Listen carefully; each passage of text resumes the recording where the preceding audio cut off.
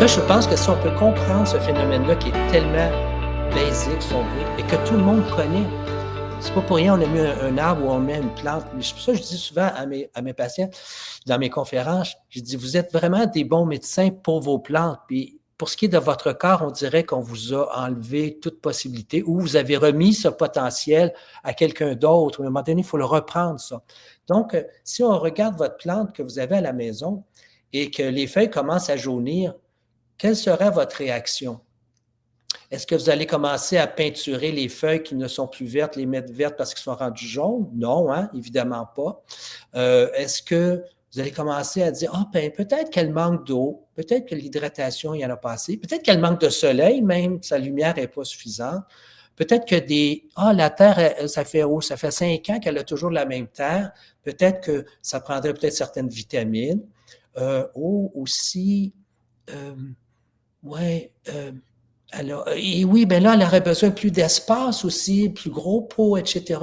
Mais c'était un peu comme ça que j'ai vu l'arbre de la médecine fonctionnelle. Si on regarde en haut dans les feuilles, on a un cardiologue, on a un pneumologue, un urologue, un gastroentérologue, un psychiatre, un hépatologue, etc.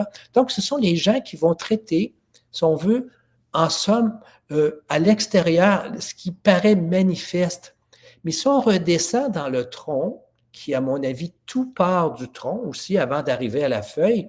Avant d'arriver chez un cardiologue, il s'est passé autre chose avant d'arriver à une maladie cardiaque. Il s'est passé autre chose depuis des années aussi, depuis des années que ça a commencé, sauf que ce n'était pas apparent.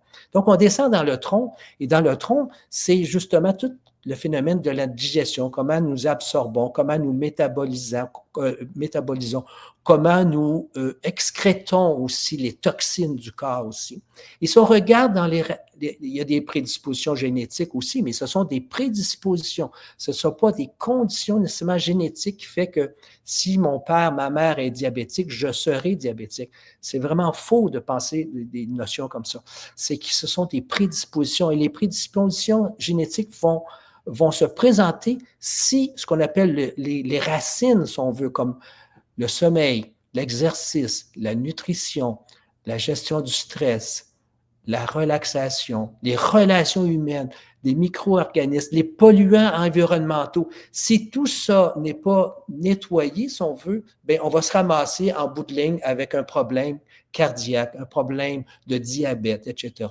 Donc, on voit à quel point l'être humain est exactement comme la belle plante que vous avez ou le bel arbre que vous pouvez vouloir grandir. Vous allez vous en occuper à partir de ses racines, bien souvent. Très rare, les feuilles pourront vous donner quelques indices, mais ce n'est pas traiter la feuille qu'il faut. Vous aurez beau arroser une feuille tant que vous voudrez, ça n'en fera pas une feuille verte et en santé. C'est bien élémentaire, hein, bien d'une certaine façon, mais quand on comprend la façon dont le corps humain est construit, il est exactement la signification de ce qui est là. Donc, on vient d'un monde, je pourrais dire comme certains grands maîtres ont dit du minéral, je deviens végétal, du végétal, je deviens animal et d'animal, je deviens humain. C'est une progression lente depuis des millions d'années où on aboutit à une perfection, si on veut, dans la formation, si on veut, de tout ce qui nous présente ici. Eh bien, l'homme est le résultat de tout ça. Mais toutes les composantes antérieures, il faut qu'elles soient bien respectées aussi.